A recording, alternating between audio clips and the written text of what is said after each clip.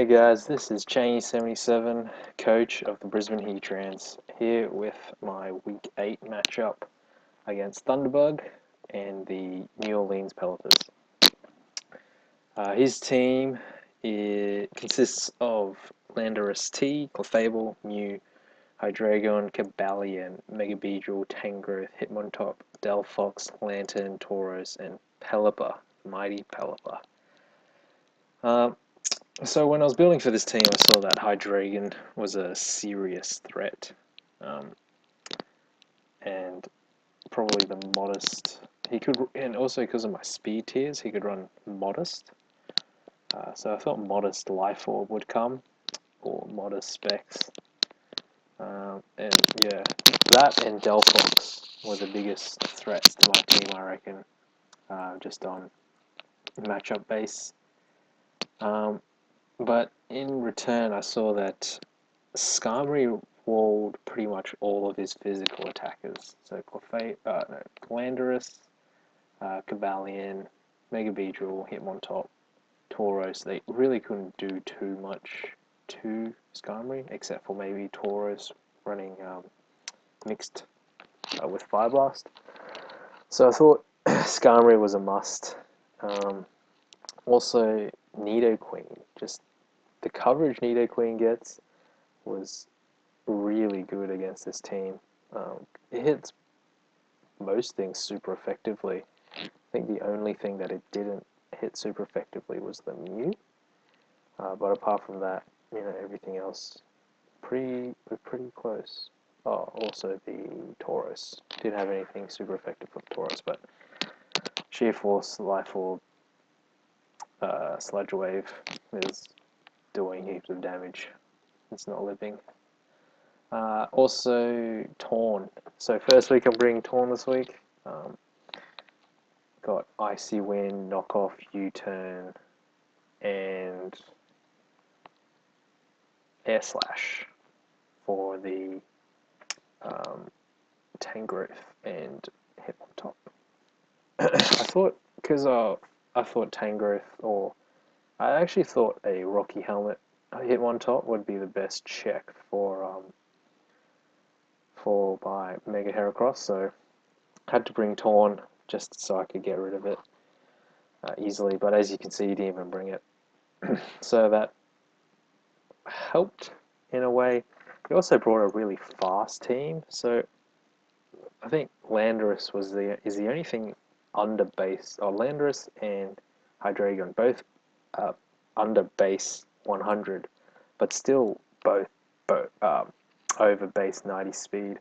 So this team is really fast, and I didn't even bring a Scarfer, so guaranteed to get outsped by everything. But luckily I had Torn, which was able to outspeed everything apart from Megabeedrill after it. Mega Evolves. I brought Snorlax because it was the only thing really that could take on the Hydreigon, and Cress was there as another check, sort of, to Hydreigon, and also for Clefable. So let's get into battle. I led with, so I thought he would lead with his Scarfer, be it Hydreigon or Landorus, and I thought I would lead with Tornadus, just so I can see what which Scarfer it was, because Torn has a pretty good matchup against all of his Pokemon except for the Landorus. It can OHKO with the Stone Edge, but if he led with Landorus, then I would assume that it's Scarf and just go straight into Skarmory, not fearing anything. So, yep. But he ends up leading with Hydreigon, and I outspeed, so I know right away he's not Scarfed. And he goes for the Taunt, so I thought, great. I thought it was going to switch, so I U-turn just to get a momentum, and I wanted to go into Heracross, but I was scared that he was going to run some speed to and will-o-wisp me. So I went with a safe play, went into Snorlax, so I can body slam things and hopefully get a paralysis. But as you can see, Mew just sets up a Swords Dance, and clearly he's going to bat and pass, so I got to just get some damage on whatever's coming in, and in comes Lando. So I thought, Lando counter right here.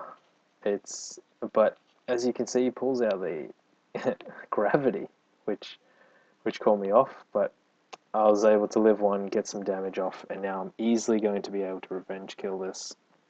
I went knockoff just in case he wanted to preserve it, and I knew it could kill. So here I kind of predicted. I didn't want Mega Beedrill. I didn't think Mega Beedrill could have OHKO'd or killed me at that point from the range it was at if it went to Poison Jab. But it would have to protect first, and I wanted to make sure that he protected. So instead of switching, went for Air Slash, because Air Slash would have killed. And with the gravity still up, it was guaranteed to hit. So I went for Air Slash, but he doubles out into Mew, and Mew cannot take 2 hits from this thing. So a U-turn, get that regenerator to get my health back, and go into my Nidoqueen. Now, I thought Nidoqueen wasn't too valuable. I didn't really need Nidoqueen. Nidoqueen was there mainly for Clefable, and it hits most things, but it's going to get outsped by everything because I didn't scarf it. So I didn't think it was that necessary. That's why I stayed in. Because I thought the switch was really obvious going into Cress, even though it might have been carrying Shadow Ball, it only does about 30%, or just a bit over. So I stayed in, and Switcheroos, and gives me the Specs. So this definitely isn't living. Specs Earth Power, wasn't even living a normal Earth Power, and because Hydreigon's levitating, goes into Hydreigon. Goes for the Tailwind, which I'm not too sure why. I'm guessing it's because I wanted to outspeed my Tornadus, but I was able to take it out, and get a low roll on that Earthquake, get a bit lucky with the Focus Blast Myth, and get a high roll on the second Earthquake to take out the Cobalion. So Mega Beedrill easily going to take me out, and go into Nidoqueen because I know I can take one and just OHKO with the Earth Power. That was a good game, Thunderbug. Beat the division rival, which really helps us out in the playoff run.